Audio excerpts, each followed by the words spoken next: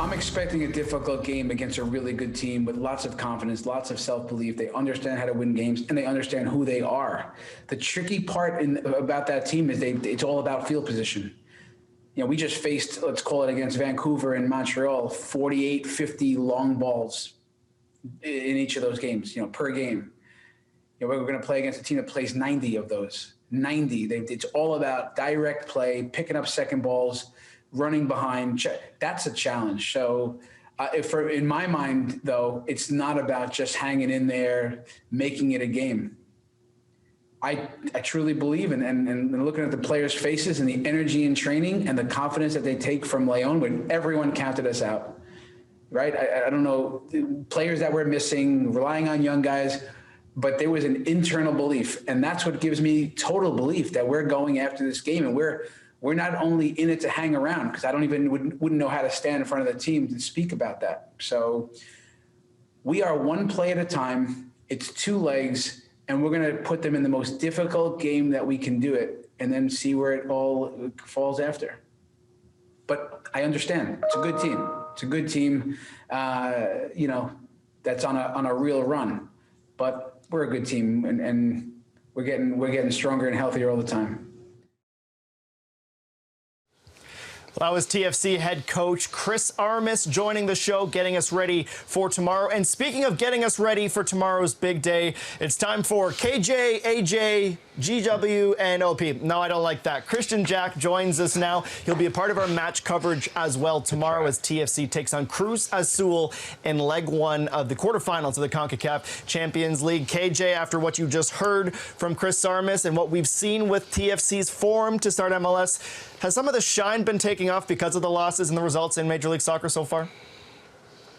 I don't think the shine's been taken off their performances. I think in many ways it might have just even strengthened the quality of the performance. I think we've always known that there's been a few hiccups along the way and challenges, and we saw that within their Major League Soccer games. Obviously, there's still a lot of players that they're trying to integrate back into the schedule and get healthy again. I think the two opponents that they played are very different, contrasting different play than what they played in the Champions League. Two opponents that wanted to be a bit more direct in terms of not necessarily having the ball. TFC needed to play a different style, playing the heat of Florida. So I still think that performance over Club Leon was something that they can hold a lot of positivity towards moving into this leg, while understanding those MLS games are very different in terms of the profile of games. You mentioned the heat, KJ. I mean, I'm having trouble getting exercise right now here in Toronto. The fact that they had to play Montreal when they beat Leon on a Wednesday night and played Saturday afternoon at 2 p.m. in Miami, Florida, I mean, that's as difficult as it gets, right? I think the context matters here when you're trying to press and do the things early in the season when you're short players, playing in those difficult conditions. Even a 3 p.m. game in Tampa, it just seems crazy when you can play an evening match. So the schedule makers haven't been kind. I think that absolutely has an influence on the way the team plays. And I just want to add to that, because year in, year out, we see teams that play in the CONCACAF Champions League struggle to start the season in Major League Soccer. So TFC, yeah, they might be on a point through 2 games. Well, Philadelphia Union, same thing. They lost to Inter Miami 2-1 on the weekend as well. Columbus, fortunate actually, they've only played 1 game so far. So I think it's just all about timing. It's all about process. And I don't think the results in Major League Soccer will bother Chris Armas one bit.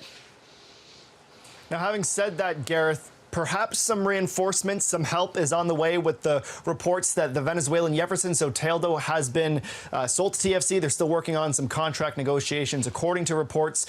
KJ, based on what you've heard, do you think that this move's being undersold a little bit? I think it's probably undersold right now just because of time of taping. It's not official, right? So we haven't been able to hear clearly from the TFC main men, Ali Curtis, Bill Manning, and Chris Armas, what they believe that they're getting in this guy. So I think that, to answer your question, I don't think it'll be underplayed once the announcement comes out.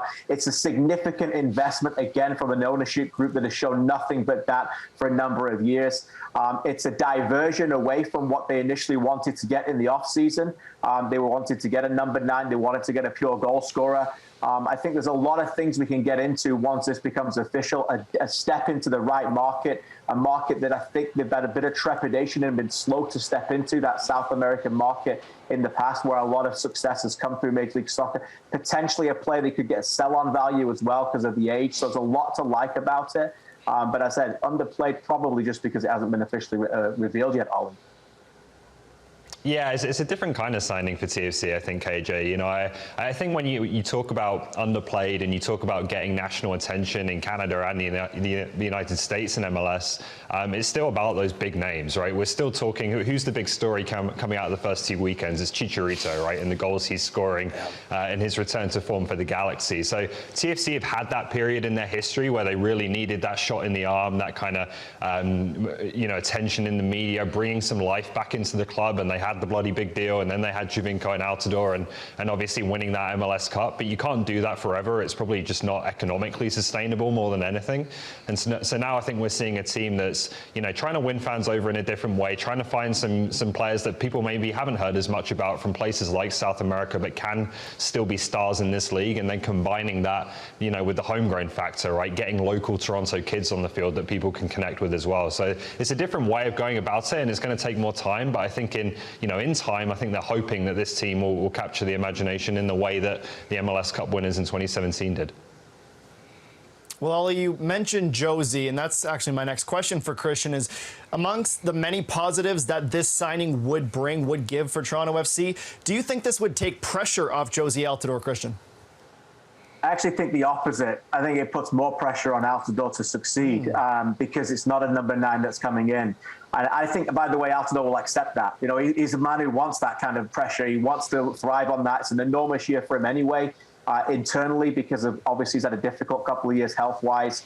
He wants to get significant minutes. He still believes, and as do many, that he can get on that plane to a World Cup and represent the United States national team. Some would say he's one of the best number 9s available to them right now. So he needs to get fit and healthy. And I think that, as I said earlier, there was a clear idea from TFC at some point in the management system to say we wanted to go out and spend this money on this DP slot on a number 9. They didn't do that. A lot of that is down to the fact that Altidore has come back in shape, motivated, behind the new manager and wanting to play. And it's almost given him another lease of life here to go out there and play with a top player on the field like Soteldo as well as Pozuelo. Right. If Altidore wants to be the main man, I mean, he's going to be given every opportunity. The coach has said nothing but good things about him since he's come in. The player seems revitalized as well. Hopefully any lingering injury issues are behind it, but that's the X factor, and that's the risk in Toronto FC not going out to sign another number 9, KJ. They bring in a creative player who's clearly a position of need. I think he still might need another player in those positions across the front floor, depending on Pozuelo's health as well. But if it's not Altidore, it's going to be competition from within in Ayo Akinola. He had a great season last season, still very young. Can he bounce on and put that pressure on Altidore for him to produce week in, week out to keep Akinola out of the team? And if Josie spends time on the shelf, is Ayo ready to take over that so-called maybe 1A, 1B role leading the line for this Toronto FC side? Look, but I think you're starting to see, and we knew that this team last season didn't get enough goals from that position. There was far too much of a reliance on Pozuelo to provide goals. Now Paz can play creator with Yeferson, with Altidore, with Akinola, and you're starting to see some numbers in terms of goal scoring coming to the team. It's going to be important over this marathon season. So I agree. It's more pressure on Altidore, not less. Well, let's turn the spotlight now on Tuesday's fixture. We knew that it wasn't going to get easier after getting through the first round, but KJ, tomorrow, Cruz Azul, leg number 1. What does TFC have in store in their opponents, and what is their path to victory, do you think? Well, I think very much like we discussed in the first leg, I think, we're not going to see a TFC sit deep here and say, we'll just consume the pressure and play on the transition. It's just not in Chris Armas' MO. It's just not, as he said many times publicly and privately to us, he doesn't know how to coach a team like that. So I think, at one point we could see a team go out there and say, okay, well, they're a little bit naive playing that way. It's the way that he wants to play for the long haul. He wants to play that style.